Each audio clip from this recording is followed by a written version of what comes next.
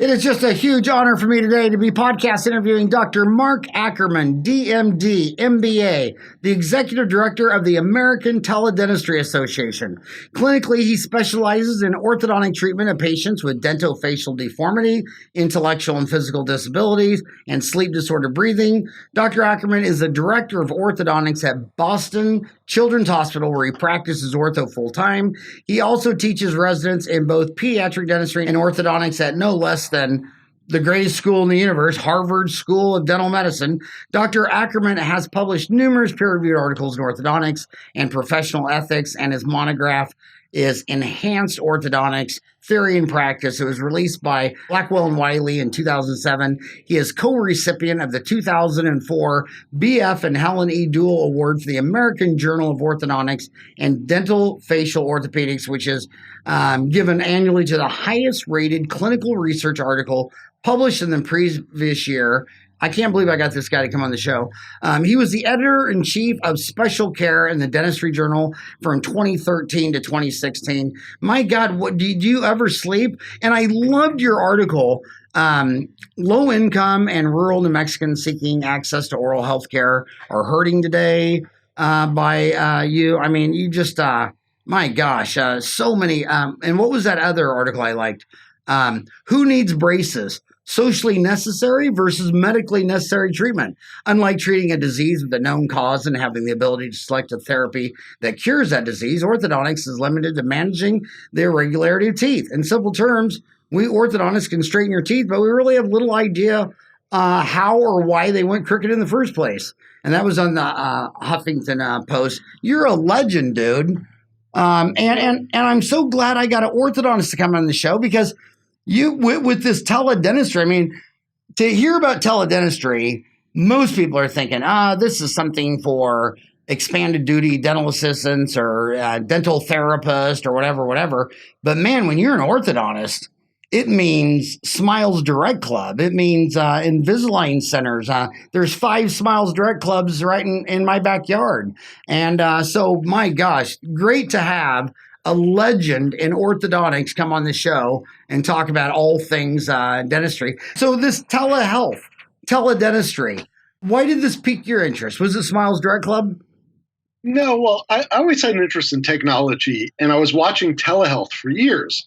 And when my own physician, and particularly my cardiologist, said, hey, I can have you remote visit with me. We'll run your labs every 6 months, and we'll just basically do the version of Skype through our medical record. And it'll say, you know what, keep taking the medicine. These are your numbers. And that's it. You don't have to come in and see me. That was one reason. The other reason is if you hand something to the average group of dentists or organized dentistry, they'll screw the damn thing up. So I thought, you know what? Let's make a teledentistry association and basically bring in all the players outside of dentistry and inside dentistry. Well, you know, when I look at your resume, it looks like it was, if I made that resume, I would have had to Photoshop the whole thing. Harvard Medical School, you got a certificate in bioethics, medical ethics. Jackson University got an MBA. I mean, teledentistry speaks to both ethics and the business of accessibility, availability, price. Where do you draw the line between ethics and MBA when people like Smiles Direct Club are trying to do teledentistry ortho? Well, that's a great question. There's a thing called business ethics, and most people think it's like a conflict of terms. Essentially, when you look at any enterprise, particularly in healthcare, you have to weigh the risk benefits. And right now, from my own research, and we can talk about it in a minute, what Smile Direct and those other companies like Candid Company, Smile Love, they're all out there. What they do works. If you're treating someone for 6 millimeters or less of crowding, 6 millimeters or less of spacing in the front teeth, it works. It's a model that really has been tested by orthodontists and general practitioners for at least a decade and a half now. And right now I can tell you, having looked at a randomized series of 50 cases, every single one worked to a significant degree. I mean, that's huge. So you looked at 50 cases. And if they were all 6 millimeters or less crowding, they all worked? Yes, or spacing. So it was a mixed case series, but the kicker was it was 25 treated by general practitioners, 25 treated by orthodontists. So do you think there was a difference in outcome between the specialist and the general dentist? No, because a third party is making the diagnosis in trays, correct? Not really. It was the dentist making the diagnosis and approving the treatment plan. So again, I had to speak to these guys who were endorsed providers who use the system, and they're the ones who get like the clin check. Do you do any Invisalign? Yeah. Yeah. So, but the clin check for Invisalign, that's all in Costa Rica, isn't it? Yeah, I don't know where these companies do it. Smile Direct does, but essentially these providers said to me, we get the clin check or smile check, whatever they're calling it. We do the tweaks, and then these aligners are made at our request and, for our prescription. And who did the better of the 50 cases? You said 25 were general dentist, 25 for ortho. How did they compare? No statistically significant difference. Oh my God! They have to hate you. Are you like got 10 arrows in your back? You know what? I'm so sick of the bullshit that orthodontists put out there. Nice.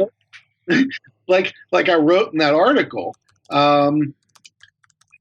orthodontists like to play both sides of the coin. One is, well, we know everyone looks better for braces, feels better about their, social situation, their teeth straightened and look better. But on the other side of the coin, well, but it's medically necessary. Orthodontics has to be medically necessary. Well, there's no data to support that. And it's sort of a major myth. As someone who's in general practice, you treat patients along the entire age spectrum. I can only name in child and adolescent care one type of orthodontic diagnosis that's absolutely medically necessary. And that's a single tooth crossbite where you have a tooth that's being knocked out of the socket and gingival recession. If you look at posterior crossbites, no one ever died from them. Excessive overjet, no one's ever died from them. Crowding. There have been studies since the 1970s that show if you take the time to floss and brush your teeth, you're not going to lose your teeth because you've got crowding. So I guess what I'm trying to say is in writing the enhancement book and some other stuff, there are lots of good reasons for doing braces, but it's usually not the ones that orthodontists tell you need to do braces for. And on these 50 ortho cases that you analyzed, half done by orthodontists and general dentists, did you publish that anywhere? Yes, I did. I'll send you the article. It's in the Journal of Dental Research and Reports. I'll send you a PDF and you can post it to Dentaltown. Journal of Dental Research Reports? Research and Reports, yeah. Huh. And oh my gosh. I wonder, what did the orthodontist say of that? I haven't gone to an ortho meeting subsequent. It came out about 2 months ago. I'm sure they're not happy about it, but I tend to get ignored anyway because I tend to speak truth to power. So, yeah. I always give. I own Ortho. I own Dentaltown, Orthotown, and Hygiene Town. I'm not even allowed to go on Orthotown. And then you go to Dentaltown, and the orthodontists there are like you, and they're we all work together in a team. No one's suggesting we go back to 1900 with no specialist. And but if it just seems like if anybody asks an endodontist for help in endo, they help them. Everybody helps, but the orthodontists don't seem to like to play in the same sandbox. Absolutely, they like to flood the sandbox. Flood the sandbox. Yeah. I mean, essentially, this is the thing. The biggest sham in the last 50 years of dental education is that orthodontists teach undergrads next to nothing, and they make ortho a black box. And so essentially, you don't get enough in dental school even to figure out, what you're looking at. It's remarkable. Can you imagine in dental school if they didn't let you do a molar endo? That would never happen this day and age. Right. But it's still minimalistic ortho exposure. I mean, that's a crime in and of itself. That is they're trying to now use usually in economics and business, you have the people and you have the business class, and then you have the government class, and the business gets together with the government and forms cartels. They regulate imports. They tag, they're trying to get rid of competition. So now the dental orthodontic business class is trying to get in bed with the government to stop these teledentistry and ortho business models. Do you think they'll have any success? No, I think that 30 complaints to state boards were lodged against SmileDirect by the American Association of Orthodontics. None of them have none of them has ever gone to the point where there's been an impact on SmileDirect Club's operations. At this point, they filed with the FDA, they filed with the Federal Trade Commission, that is the orthodontists. And at a certain point, you start looking silly because you're using all of your members' dues and resources to essentially act like a guild. And that's essentially what they're doing. They're saying, oh, this is going to hurt us. Therefore, they take the tack that this is a save the public or protect the public type argument. I don't think they're going to win. I think that if you look at the North Carolina Dental Board with tooth whitening, that set the stage for how the court system views trade associations trying to restrict trade. Well, that is a new view that I'm hearing for the first time. I mean, I just heard it last year, the first time a senator called that dental board in Asheville a cartel protecting their members. I thought, yes. Wow, when I was little, that was the sacred government protecting us.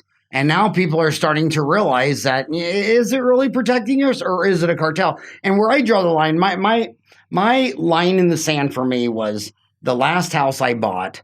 The lady was born in America, had brain cancer. A company in America, pharmaceutical, developed a drug. She couldn't get in on the FDA research. Long story short, she had to sell her home and move to Scandinavia to get this damn treatment. I told Sarah McCain, I said, look, it is one thing for the FDA to use my tax dollars to say, Howard, there's no proof that this drug is going to grow your male pattern baldness hair back, and we don't recommend it or approve it. But we're not going to stop you from trying it. And when you're talking about someone that's going to die of cancer, I mean, what's the worst thing that's going to happen to a lady with inoperable brain cancer trying an experimental drug? She's already going to die. And I just thought, that shows me that it's not about helping me. It's about jobs, a cartel, an agency, all get Social Security, all the government workers will get Social Security and a pension. And that's when I just started to just really question my own government. I'm like, I don't know if they're my friend or they're just helping the business class donors make more money. Where you weigh in on that? I'm not let's start small time. I'm not a big fan of organized dentistry, either the ADA, the AAO, any group, trying to set rules and regulations that put constraints on any given dentist.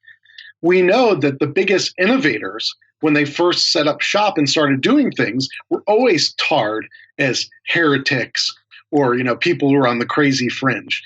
Going larger, of course, I don't like the government restraining things either. I mean, I think there's a place, but like you bring up, there's a compassionate use provision for a lot of these experimental drugs. I work with Dana-Farber Cancer Center, and a lot of these trials, they will let patients in desperate need have access to the drugs. So it's really, really important. So I agree with you. I think I'm on the same page. And another guy, I remember, not to divert, but there was an orthodontist in Arkansas. It was Ben Burris. And he just thought, when my patients are in here, I think they should have their teeth cleaned. And just to have a hygienist in an orthodontic practice, it just went crazy. Do you remember that? Yeah. That story? I remember, I know Ben very well. And it was sort of like, okay, my patients need more frequent cleanings. I can have that service here. Okay, it's really important you got braces on because kids don't brush that well, and I can do it at an affordable fee. And that just absolutely blew up, I guess, with the state board. They were not going to have any of that. So, but let me give you an example. Can I give you an example from this week? So the New York State Legislature just broke its session, just finished the other day last week. There was a bill sponsored by a senator that was called the Orthodontic Teledentistry Consumer Protection Act. And they essentially wanted warning labels on any of these companies doing teleorthodontics, warning the public that this could basically ruin their mouths and have long-lasting negative effects. And you read it, and it was just really, really draconian, and was basically trying to scare people away from even considering it. The interesting thing is, when you look at the way it was written, you could ask this question. Give an average orthodontic practice. They start 200 patients a year. At the end of 2 years, when you look at those 200 patients, how many bites were worse than when they started? Well, if you look at the average practice, I'll tell you, a lot more bites in traditional braces get screwed up than having the front teeth straightened with clear aligners. So again, I mean, can you imagine a warning label on endo that you come in to consent a patient and they've got, an endo on a molar, and the success rate for endodontics is 86%.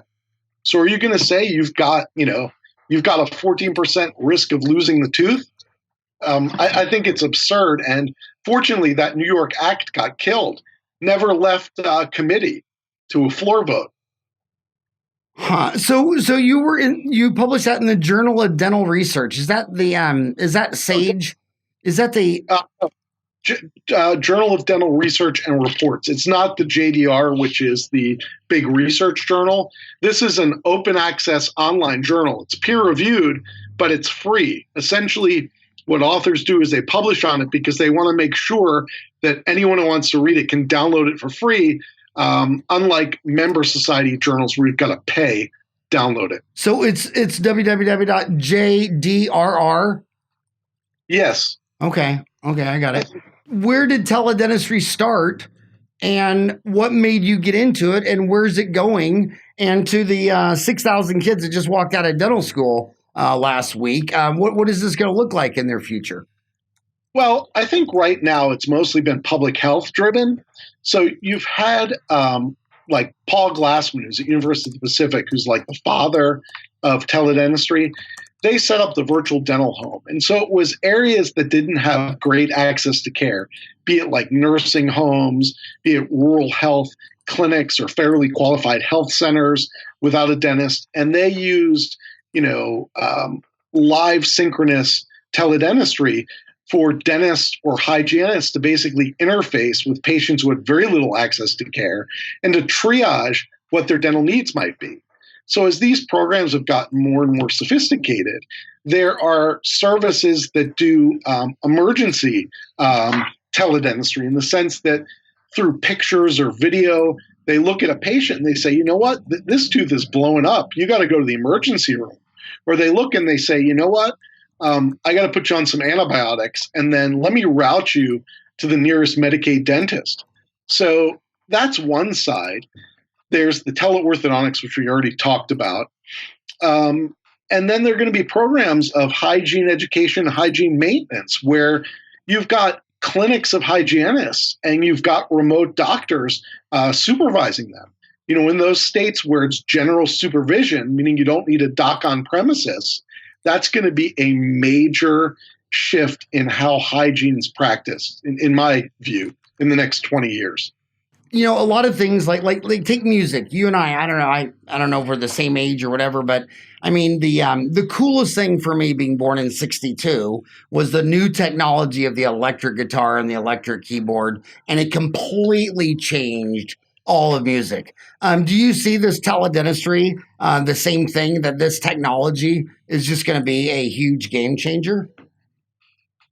Yes and no. I mean, the bottom line is teledentistry is dentistry. It's not a subspecialty. It's merely the use of communication technology to bring a dentist or ancillary personnel member like a hygienist to the patient. You can't drill and fill through the phone or through the computer, but you can use certain dental, you can do dental diagnosis, you can do triage. What I predict too is that for pediatric dentistry, they're going to be home kits for fluoride varnish. We already prescribe Prevident 5000 or Gelcam, which is stannous fluoride. Pediatric dentistry has gone to trying to remineralize caries. They're trying to take incipient lesions and treat them. So I think teledentistry is technology laden, and all it does is increase access and perhaps saves the practitioner chair time, creates more efficiencies in the practice. And then on the other end, it's been studied, millennials today prefer to interact by text or video chat. They don't want to go to offices and have lengthy forms to fill out, large waiting times.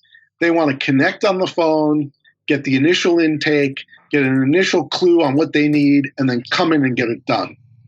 See, I've already been to this rodeo before. I remember when I was in high school, Dad and I went to Westside Bank in Wichita, Kansas. I was on West Road in Central, and they installed this new ATM machine. And Dad and I were walking in. We saw a buddy we knew, and he's standing there, and we went and looked over his shoulder, and my dad looked at me and rolled his eyes. And then we went in there, and we did all of our banking. And then we came out, 10 minutes later, and that guy's still there. And I said, oh, my God, that'll never take off. Well, it turns out that was the preference. More people would rather do it without a human interaction. And then the same thing is texting. I have 4 boys. If I call 4 of my boys, 2 answer, and 2 immediately hang up the call and text, what up, Dad? I'm like, they just prefer that. Humans are complex.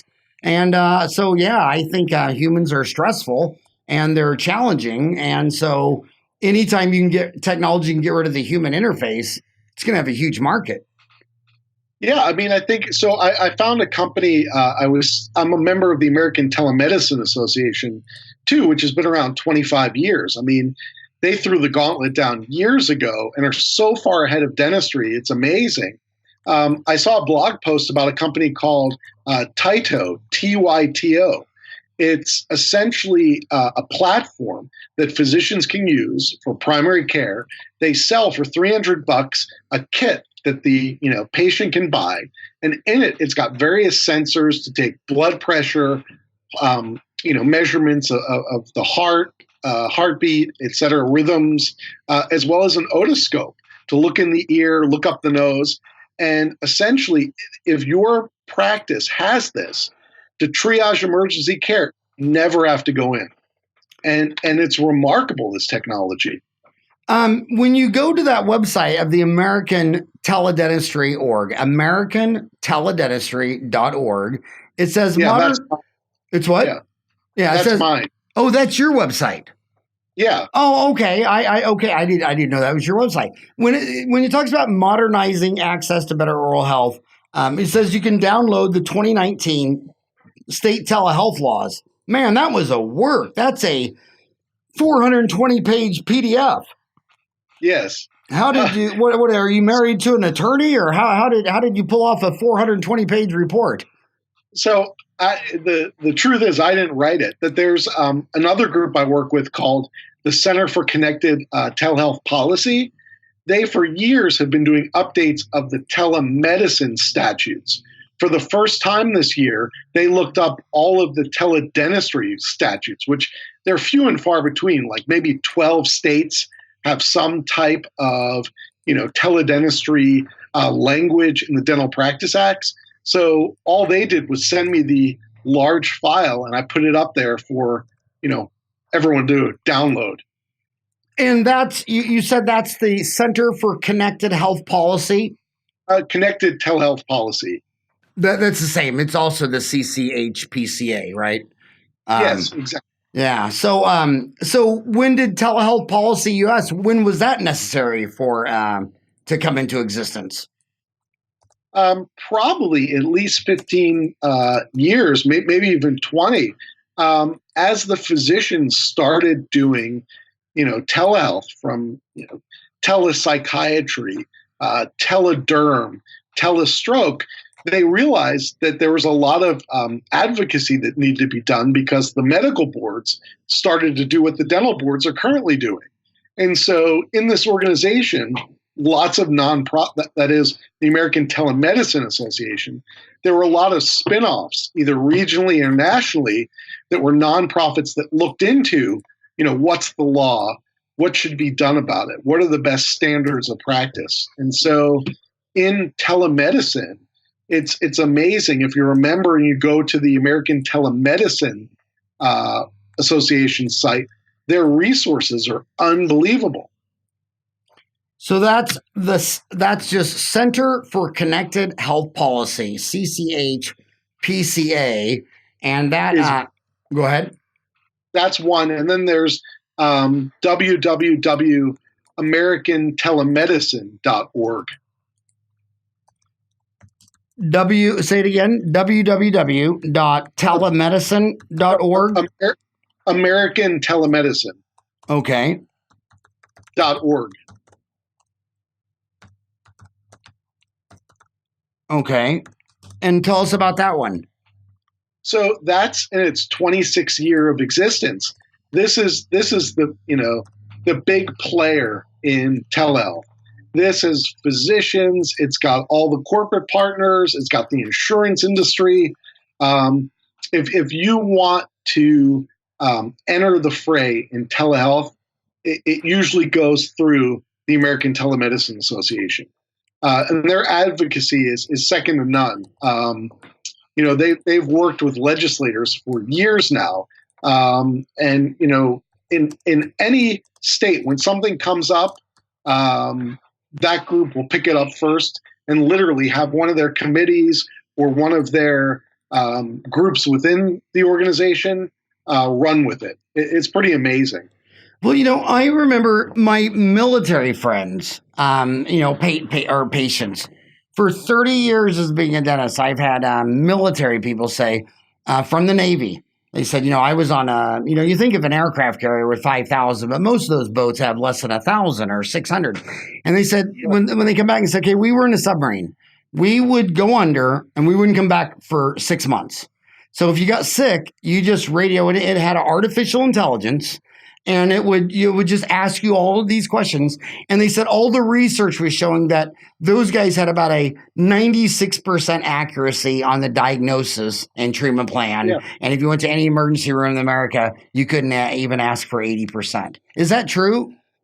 That's absolutely true. And so in dentistry, there's some research articles, and they're listed on my site, the AmericanTeledentistry.org. Studies looked at diagnosing caries from photographs. And there was a remarkably high sensitivity, such that true positives were picked up like 89% of the time, and false negatives, which is specificity, was something like in the high 70s, low 80s. So it's remarkable that there are at least a couple studies that show you can accurately diagnose surface caries from photos. There also have been studies where you could diagnose oral pathology from photos. There was a study done in a nursing home, or maybe a group of nursing homes, that looked at lesions, floor of the mouth, tongue, buccal mucosa, and it was remarkable. This was life-saving. Doing teledental diagnosis picked up more oral cancer in the elderly than probably most office visits. That is amazing. So I could imagine why, say, Smiles Direct Club would be all for this. I could see, if you're being cynical, I could see all that. But what about like DSOs? Like what does a Heartland Dental think about teledentistry? Do they see this as a threat to their DSO business model? Now they have 1,000 locations. Or do they see it as an asset? So Rick Workman's on my advisory board, and Heartland's about to roll out its own teledentistry strategy. What I can tell you is most DSOs are looking closely, because any type of efficiency that can save chair time, save a visit, or give some type of service to a patient is, what any dental business is about. So, for instance, if they can triage emergencies, and again, I don't know their specific policy or what their strategy is. I can only tell you that DSOs are rapidly embracing teledental techniques and technology. Well, Rick is a true pioneer. He's a legend. I remember meeting him in courses back in the 80s, Destin Seminar, Woody Oaks. He's just an open-minded, he's just a great guy. Again, I can see Smiles Direct Club or Candid, but there's another one, Clinical Box, which is right in your backyard. Tell them about Clinical Box, and is that part of the Boston telemedicine mafia? It's an interesting use of telemedicine. My colleague, the oral and maxillofacial surgeon that I work with here at Children's, was a founder of that company. They look at implants like medical grade hip implants, prosthetic knees, any other body implant, and all of those have serial numbers, and they're coded so that they, through a cloud and application, record these products that are going into patients' bodies through the electronic medical record. So if there's a recall on a pelvic mesh or something, they know exactly what patients have that product by serial number. So it's kind of an innovative use of, data, I guess, health data through a cloud platform. So that you're talking about Dr. Farbood Hajiji, PhD, MPH, CEO and founder of Clinical Box? No, I'm talking about Sal Afshar. He should be on their board of directors.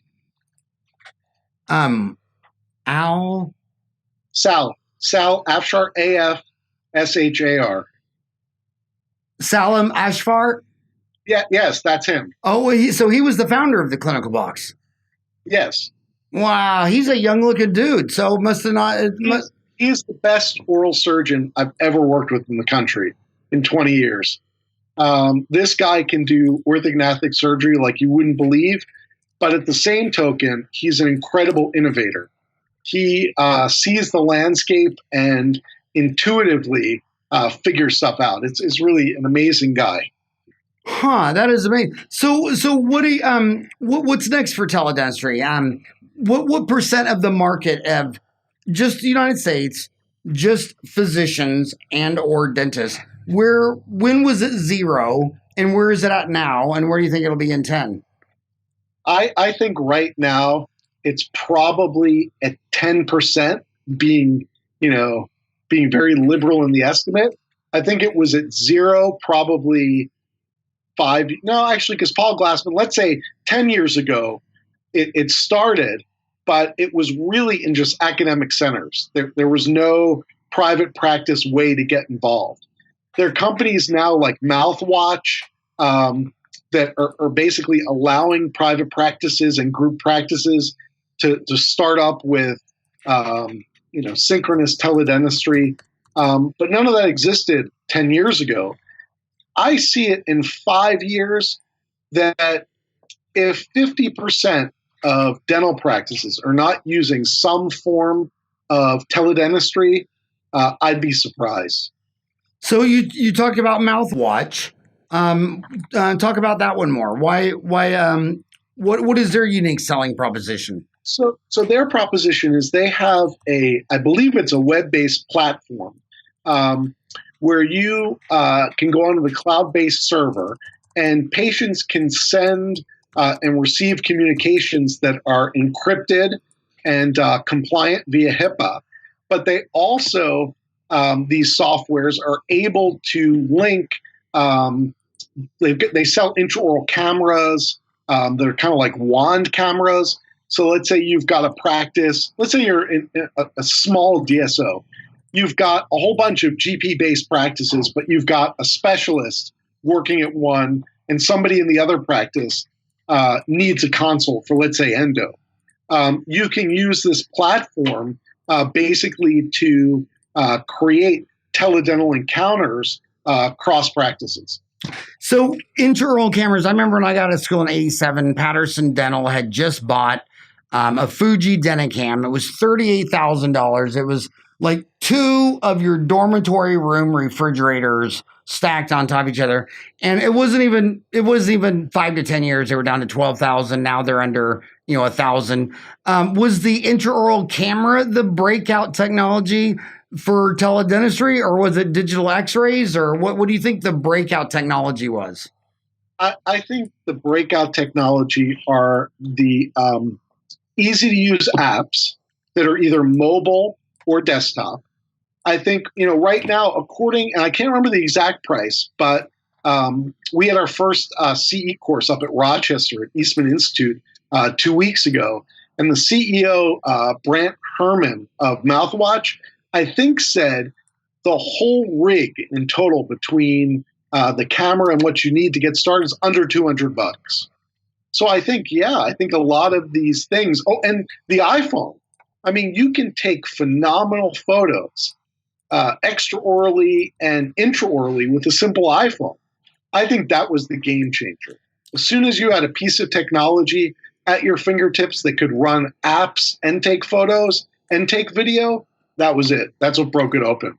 But when you talk about the founder and CEO at Mouthwatch, Brant Herman, he's another New York City. You're Boston. A lot of these are New York. That there's a little band of about 50 million people that live on that little, from Boston on down to Philadelphia. Is that where it's taking off, or do you see this in the middle American flyover states? Is this high-tech Silicon Valley and the power strip from Philly to Boston, or is this where I was born? I was born in the exact center of the universe in Wichita, Kansas. I'm pretty sure it's the middle. Isn't that where spaceships land? I'm sorry, I had to say it. I think you're right. I think things happen and start up on the coast. But here's the deal. I spent a year in New Mexico working with the state legislature, looking at the rural poor with no access to care. I mean, there are towns like Jow, Wagon Mound, unbelievably remote places where there may be no dentists.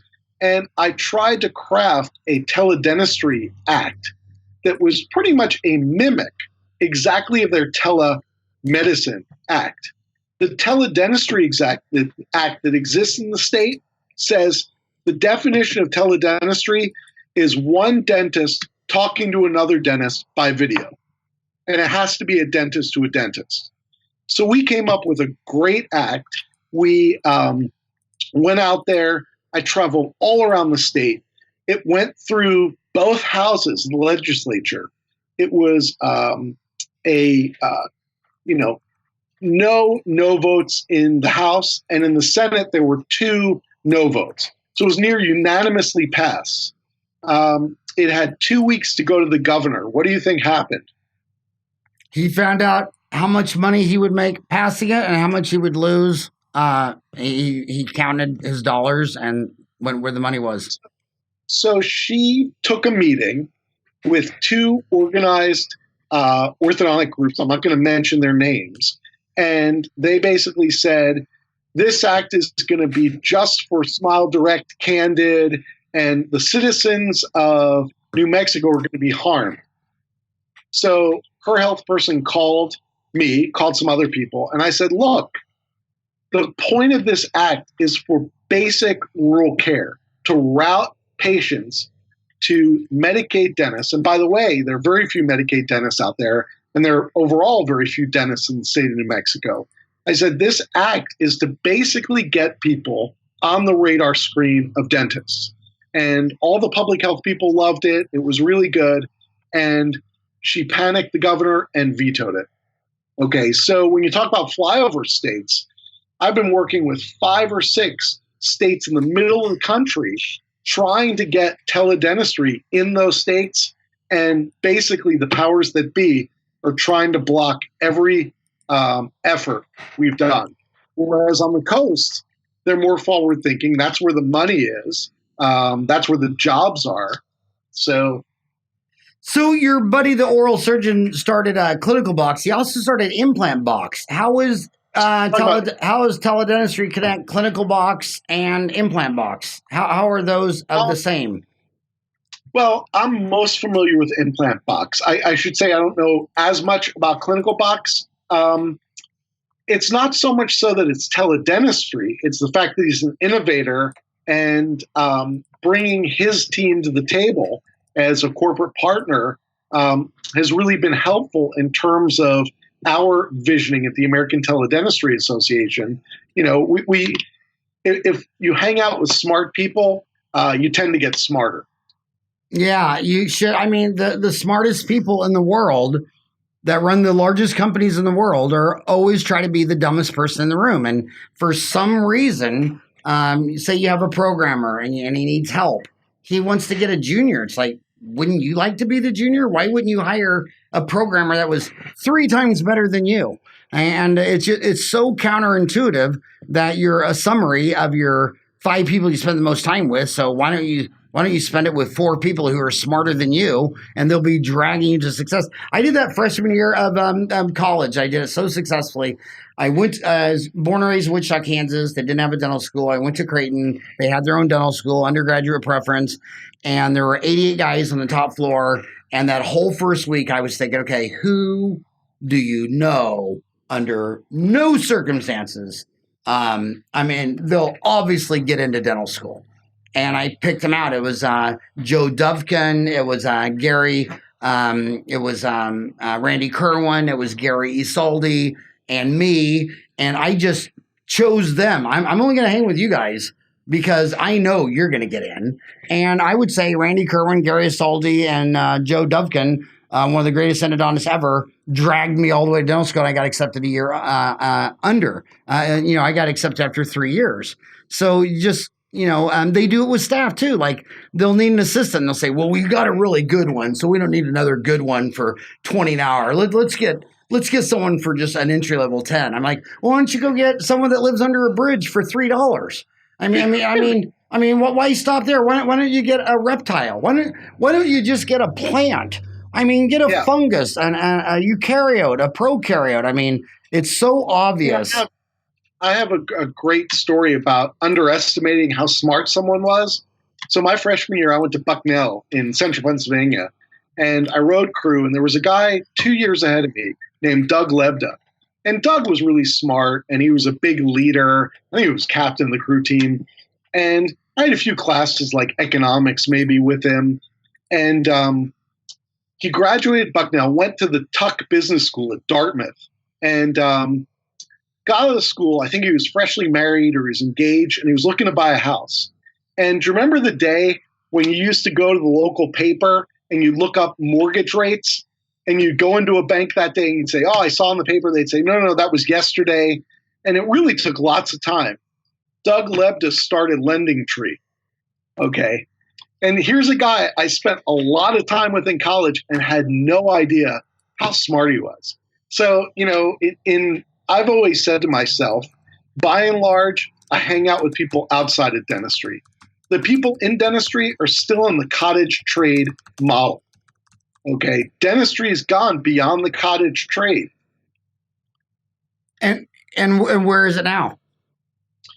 I think dentistry is a consumer service. I think that obviously, there are ethical components where it is patient care, but the patient is just as much a patient as they are a consumer. And I think that there are certain things in practice that one has to do that mimic other services out there. So you need, consumer hours. You need to make your fees in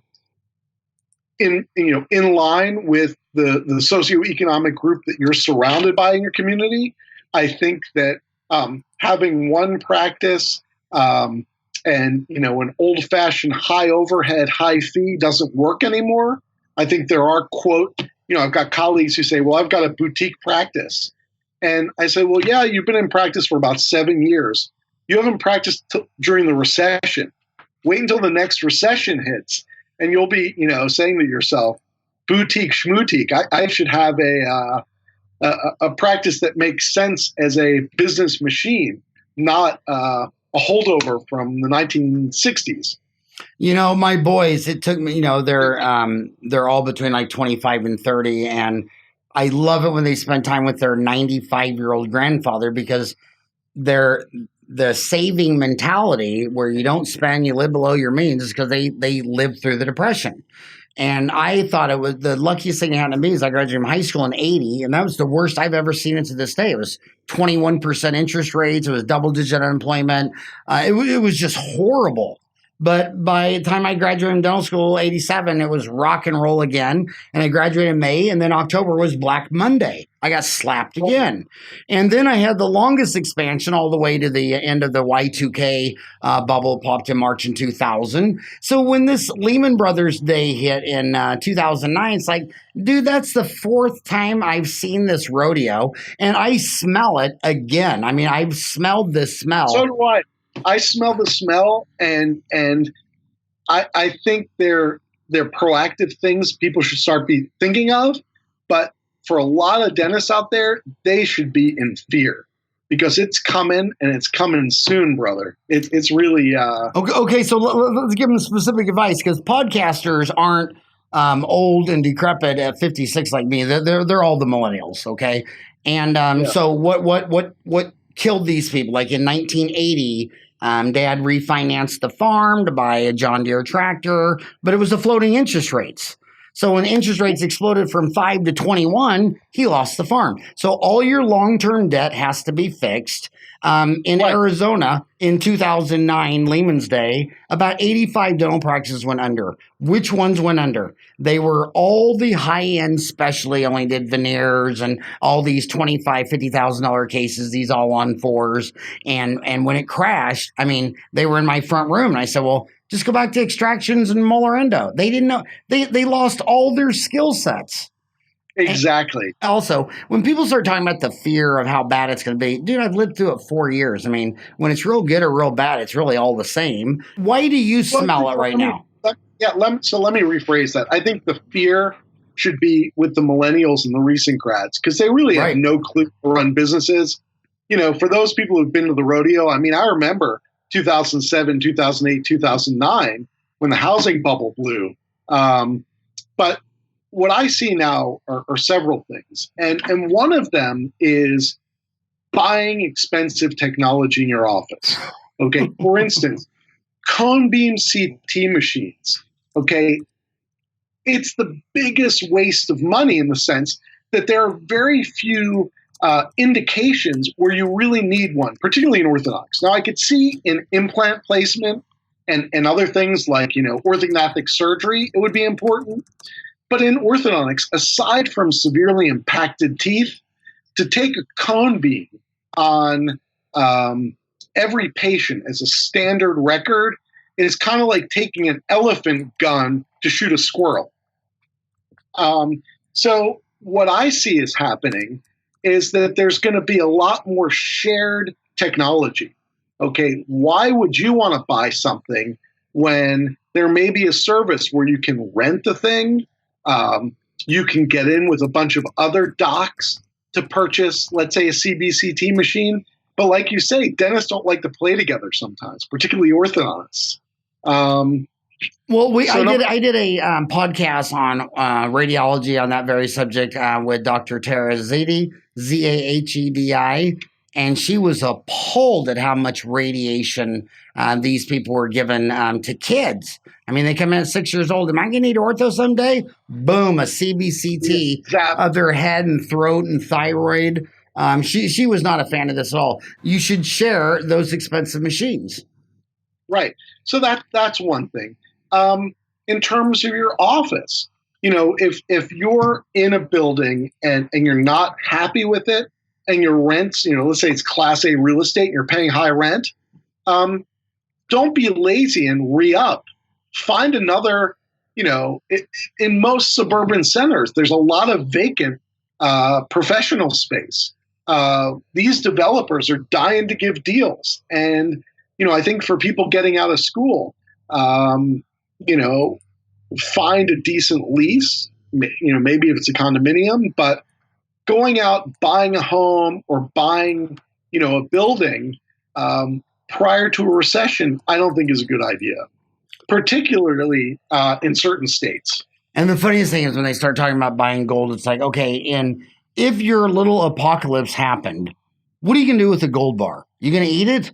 I'd rather have a bag of flour than a bag of gold. I mean, it's not even, it doesn't even have any utility. But yeah, it's just always live below your means. The reason you buy all this expensive equipment is because it makes you feel good. When it's like a congressman, when they get to Congress, they don't feel like they're a congressman until they pass some huge bill with lots of money and lots of regulation. It just makes you feel better. So you just have to understand how your psychology works and just don't just live below your means. Another thing. Go ahead. So, one of the things that I didn't mention earlier, but in order for people to really embrace innovation, now there are people who are leading edge, so they're early adopters, they're sort of mid-range adopters, and they're laggards.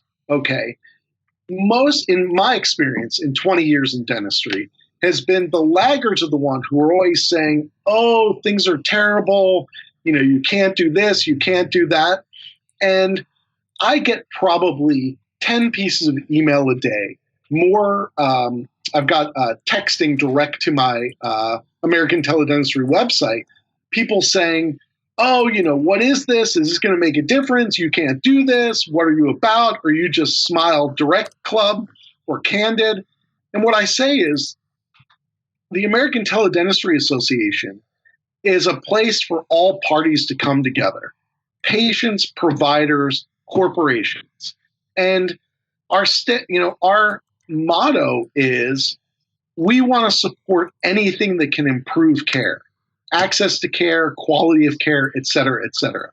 So going back to what we were just talking about in terms of, people not preparing for when there is a downturn, we're trying to educate people on how they can make more efficiencies in their practice.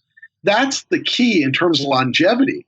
I think that anyone who can't shave a few points of overhead in any given year really doesn't know what they're doing. So that Smiles Direct Club is in Nashville, Tennessee. And right in Nashville is another very famous orthodontist like you, the CEO of Rhinogram, orthodontist Keith Dressler, DDS MSD. Do you know him? And what do you think? I know Keith. So Keith has been a great advisor to American Teledentistry.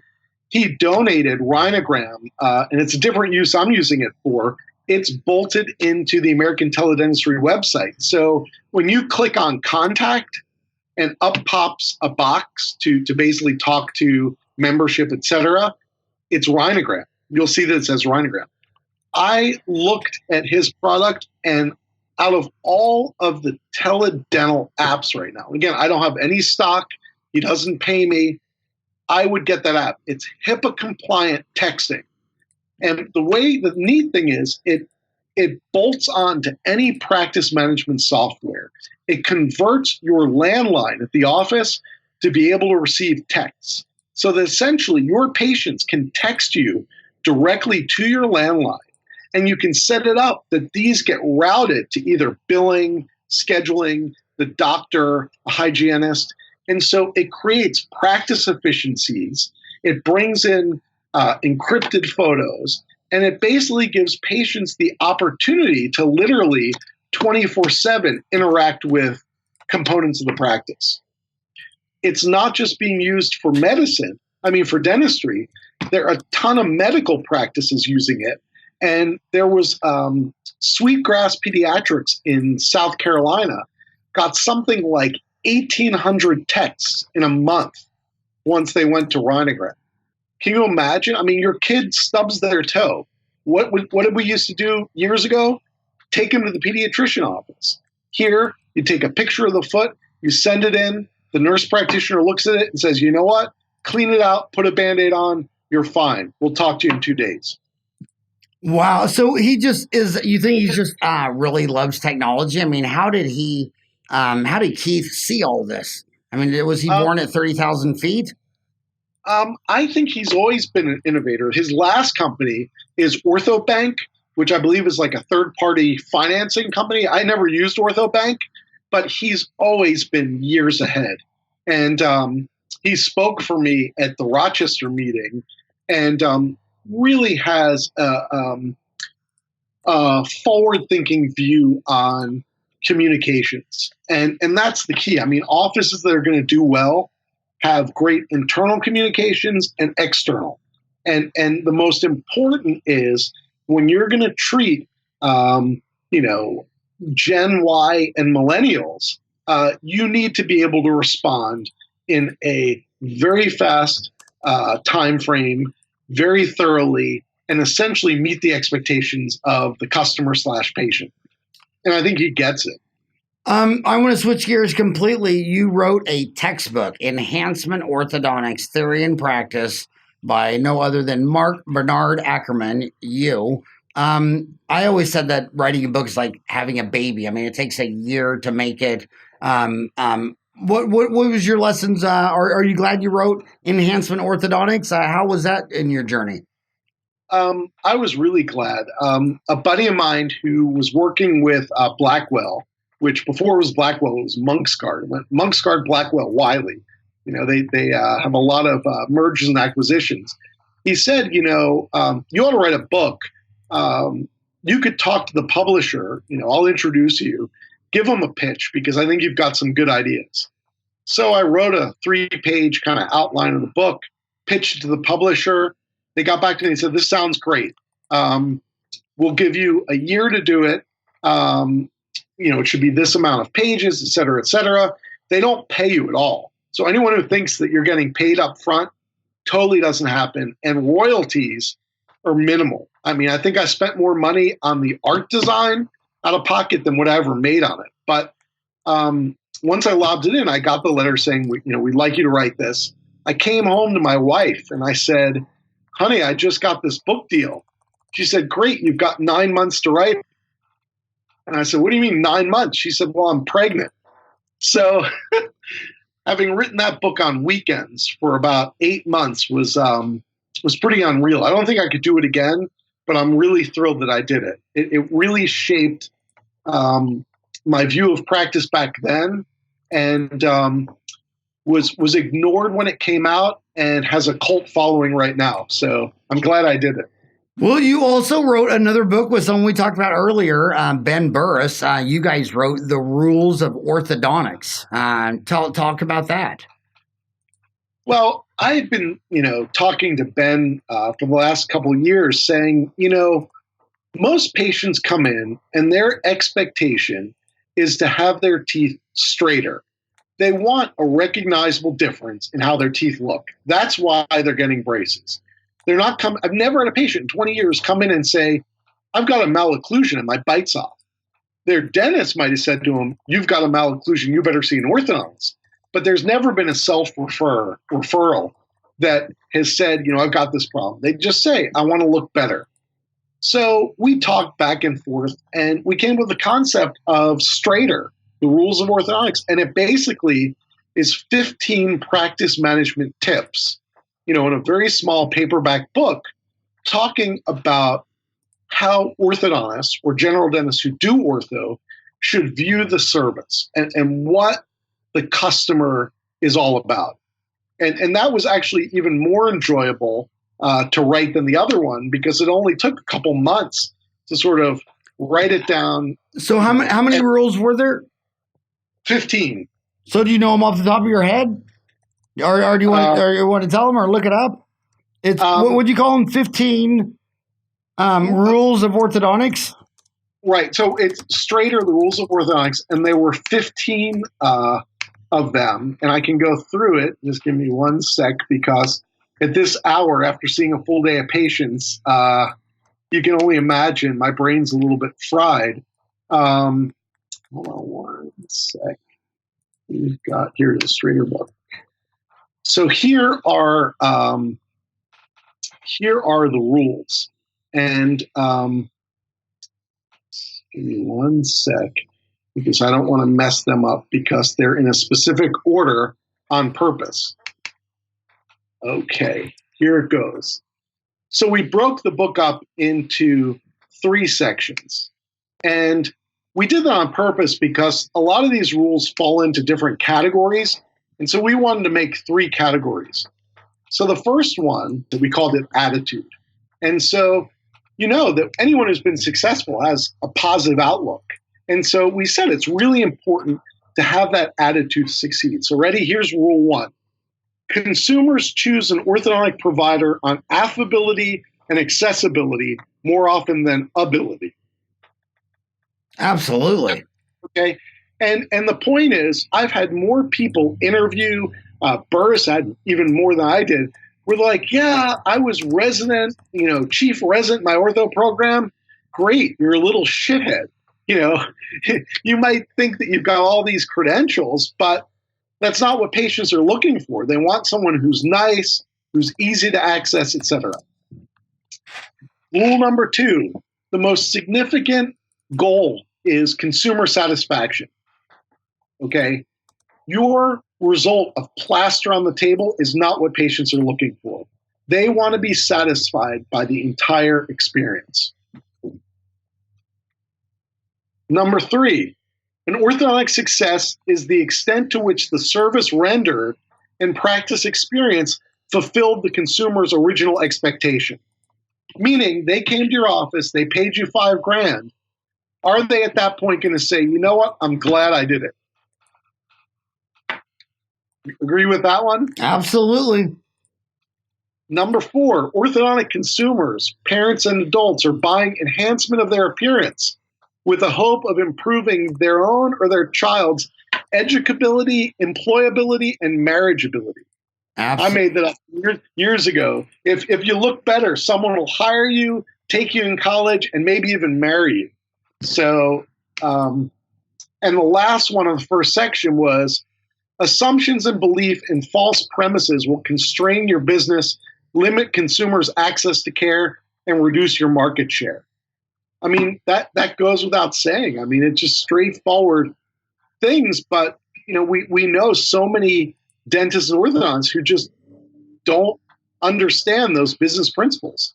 Do you want more? Whatever you think. Well, I actually, if I go to the teledentistry, if I type in teledentistry on Dental Town, the first mother of all teledentistry threads was actually started under insurance, subform malpractice insurance. The first thing everybody's talking about is, will my malpractice carry me? One guy said, I spoke to MedPro, and they said, we don't cover you on teledentistry. So the first thing the dentists are going to think of is there's greed and fear is much bigger than greed. And all you got to do is think about you're in the Serengeti and you're really, really thirsty. So you greedy, want to drink some water, but there's a big old crocodile sitting in that pond and you're not that thirsty. So the 10 biggest drops in the stock market are far bigger than the 10 biggest gains. So the first thing dentists are going to go to reasonably is fear. Should they be fearful of their medical malpractice legal situation?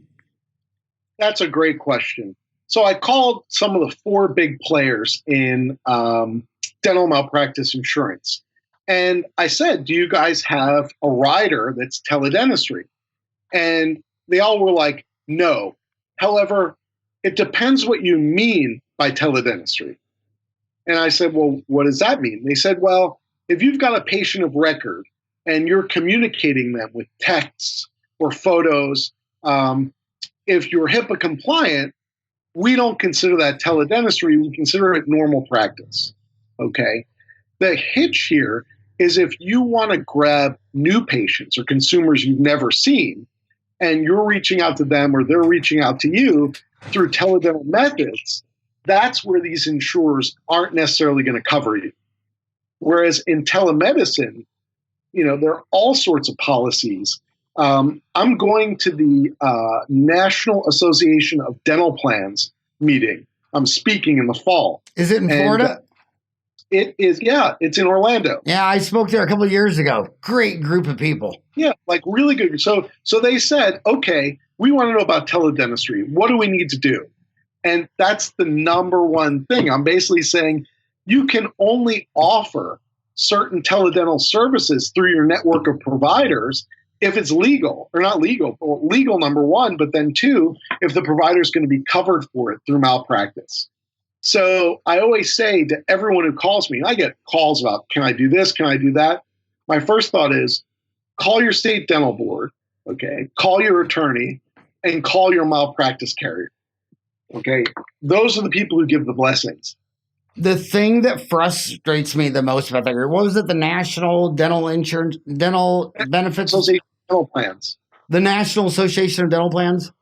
Yeah, NADP. Yeah, and what bothers me the most is that dentist providers have had such a cantankerous relationship with the dental insurance industry. They see each other as they don't have a working relationship. Like if you went to Intel or Dell or General Motors, the whole supply chain is one family of whining and dining and golfing. And then you walk up to somebody from a Delta Dental CEO and tell him you're a dentist, he'll run and hail a cab. And when I was down there with those guys, they were showing me the most amazing data, but none of them would let me have it or post it on Dental Town or reference it. And even when I was talking to the chief economist of the American Dental Association, Rubio, his name, it's a very hard name to deal. He's never even had access to Delta Dental's hundreds of millions of claims that go back to 1950. Like they were showing me cases where if an endodontist did a molar in 60 months, 5% of them were gone. And if a general dentist did a molar root canal, 10% were gone. And I said, well, I want to publish that. No. How do we get that group to start realizing that not all dentists, I mean, here's what they tell me. You go meet a Delta Dental CEO or whatever, and he says, you know what? I've been giving this dentist here, $300,000-$400,000 a year for 20 years. I've only heard from him twice, and he has both letters, and they didn't cover something. You bastard, blah, blah. And it's like, dude, is that how your mama taught you to win friends and influence people? Here's somebody giving you 6 figures a year, and you've never even gone to lunch with them, and you live in the same town, or you went to that town for something else, and you didn't even stop by and bring cookies and say, hey, Mr. Insurance Man, you gave my office $100,000 last year. You're my new best friend. They don't. How do we get them to have a healthy, functional relationship with their supply chain so they can look at the economics of dentistry? That's a really good question. I think that both sides have to be a little more transparent. I mean, they've got, they sort of report to their stockholders, their shareholders. Okay, they're flat out in business. They may say they want to improve health access and healthcare. I think so, but they also want to run a business and make profit. So do dentists. Okay, and it's really hard for both sides to give something. Dentists don't want to relinquish, high usual and customary reimbursement rates, okay? And insurers don't want to pay more for claims. So I think that one of the things my hospital did, which I thought was really interesting, was they negotiated with some health plans that the big ticket items, like the transplants, solid organ transplants, open heart surgery for children, really big things, were going to be billed at what they needed to be billed at in order to maintain the program. I mean, these surgery programs have tons of personnel. It's a long hospital stay, et cetera, et cetera. But on some of the smaller ticket items, okay, like maybe getting tubes in your ears, maryngotomy in ear, nose, and throat, they would take a lower reimbursement because, you know what? They didn't need the higher one to cover the service. So I think it's both sides coming to the table, door shut, no press, and basically saying, okay, let's start somewhere and finding more of a medium.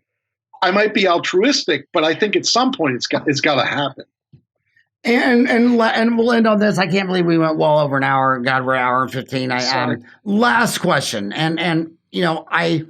I'm not being a jerk saying this. I'm just saying something I feel obvious. Like when you get on Dental Town, several hundred pediatric dentists that are posting all the time. I mean, if you are ever curious about pedo, it's all there. Same with endo, same with all. But orthodontists needed a separate site. They wanted OrthoTown. Do you think they're the most challenging to work with general dentists of all the 10 specialties? Do I think who's the most challenging? Orthodontist as opposed to endodontist, periodontist, pediatric dentists, all. Do you think they're more less of a relationship in the value chain, like we were talking about, the value chain of dentists and insurance companies, the value chain of general dentists and orthodontists? It seems more strained than any other relationship with any other specialty. I agree 100%. I mean, I'll never forget when I was really in my early days of practice, I went to a lecture by the late Vince Kokich, who was at Seattle. We did a lot of multidisciplinary lecturing and care. And he sort of made, he might not have used these words, but he basically was like, the orthodontist is the quarterback of these complex cases. And I thought to myself, that's bullshit. We're like body and fender work. It's the restorative dentist, implantologist who's got the harder end. We've just got to line things up so they can drive it home. Why on earth would we make those decisions? And it stuck with me. That's why I've never, in recent times, I don't think I've offended the prosthodontists and general dentists I work with, because I'm like, you know what? You tell me, here's all the records. What do you think is achievable from your end? And then I'll tell you if I can put the teeth there. So, yeah, I agree. And I'll give you another really hardcore piece of undeniable evidence. When you go look at these huge companies, Shine, Patterson, Danaher, just huge companies, they don't have to have a different sales force to sell endodontic files to endodontists and general dentists, or none of that goes on. But it's the standard operating procedure for orthodontics.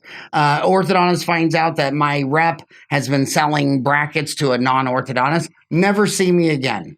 That's something you only see in ortho. Yeah, I agree. Yeah, so that's so last but not least, just talk to the dental kindergartners. They just got out of school a couple of weeks ago, 6,000 of them in America. They got $283,000 of student loan debt, and they're like, how do I learn more about telehealth, teledentistry, and what is it going to do for me and my $285,000 of student loans? Well, I would say just read our website. I mean, we've got, quite a bit of blog posting. I've posted all sorts of resources that are free downloads.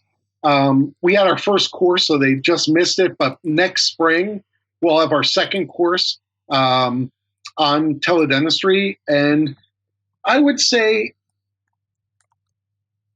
think about what you want to do in practice, okay? And obviously, most orthodontic graduates have to go into private practice. I mean, I think their mean debt, I read somewhere, is like $500,000, which is pretty insane for a specialist. For a specialist. But I mean, that's the mean. I had a kid at Harvard who graduated about 4 years ago, $850,000 worth of debt. Private college, private dental school, private residency. I would say, make a strategic plan from day one. Do not lease yourself a Tesla. Do not try and buy someone's, practice just because it's the Tony practice around. I would say make a strategy, stick to it, and kind of follow the tea leaves of where all this technology may be leading us. There are very few use cases. Like I said to you, there's triage of emergencies. There's teleorthodontic remote aligner care. There's hygiene education and preventive stuff with fluorides. It's in its infancy, but I think they just need to keep it on the radar. That's the best advice I could give new grads. So you would recommend going to your website, American Teledentistry.org. Yep. And is the cost to join? Right now, there's no membership fee. We got our IRS nonprofit designation this year. We're going to be billing potential membership dues for those who've signed up. Probably will be due January 1, 2020, and the statements will go out in the fall. It's going to be very affordable. There'll be 3 member types, professional members, corporate members, and then academic or trade group members. So we'll have, a membership scale, but for the average professional, it's going to be, equivalent to having Starbucks once a week for the year, let's say. Well, anything Dental Town magazine or website or anything we can do to help. I mean, what I love about your values is basically, it's everything that history didn't want to talk about: transparency, accessibility, collaboration, innovation, advocacy, accountability. I mean, how do you disagree with any of those values? And competition is good. Transparency, everyone wants to know what every other person's doing, but they don't want to tell you what they're doing. I mean, look at governments in war. I mean, they don't have transparency. Next thing you know, they're invading you. Accessibility is more important than all the initials behind your name. In fact, I don't even put any initials behind my name. It's just Howard Farran. When your real estate agent gives you a card and there's 29 letters behind their name, do you know what? Does any of that mean anything to you at all? Collaboration, work with your supply chain. You want to learn how to place implants? Walk across the street to the periodontist. Walk across the street don't fly across the country. Collaborate with the people in your backyard, but you won't because you think you're competing with them. And as far as innovation, I mean, my gosh, the telegraph turned into the telephone, turned into the internet. Why are you you just graduated from dental school, you went back to practice with your mom, and she's been doing this denture reline the same way since 1912. There's always going to be a better, faster, easier way to do anything. But I can't believe I got you to come on the show. I can't believe you got so many of my idols: Rick Workman on your advisory board, Salim Afshar, Lisa Levine, Stephen Perlman, Keith Dressler, Nigel Sean. I mean, you're something else, man. The only thing I'm leery about you is that you're friends with Ben Burris. So I know you're crazy and are you crazy hanging out with Ben? I think I'm the yin to his yang. So I'm the sane one. I keep him checked in, we both balance each other's craziness out. Last thing I wanted to say is thank you for having me. I'm going to send you that research article because I think the biggest gift you could give me is put it out there on Dental Town. It's the only research of its type. Why don't you post it? You mean just go into Dental Town and post it? Yeah, I'll send you the link to where you should post it. I just sent it right now. Okay. Because if you post it, it'll mean so much more to those guys. Okay, I will post it. You'll just tell me where, and I sent you the link to where I talked about you already, and it'd just be perfect. Okay.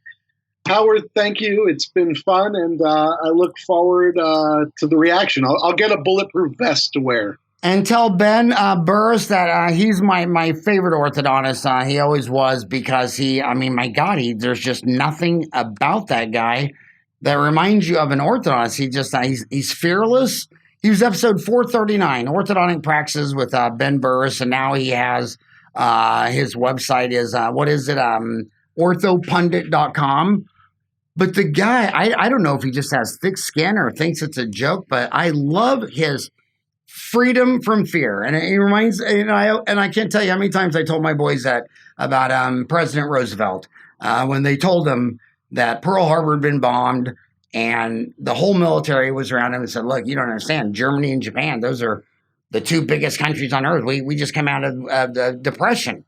We don't have a military. We don't have the money. We're going to have to set this one out. We can't win. And Roosevelt just looked at him and said, well, living in fear is not an option. So you're going to go round up 6 million boys and you're going to go get them. And that was the military didn't want to go get them. They go, no, you don't understand. And he goes, no, I understand. And living in fear is not an option. Ben Burris has been fearless. Another one was Howard Stern. I mean, he knew what a funny joke was, but all the proper people just kept firing him. And he wrote a whole movie on it. Stay true to yourself. I mean, when you tell all your friends a joke and they all laugh, and then you say it on the radio and everyone fires you and the advertisers all go away, they're hypocrites. The joke is funny.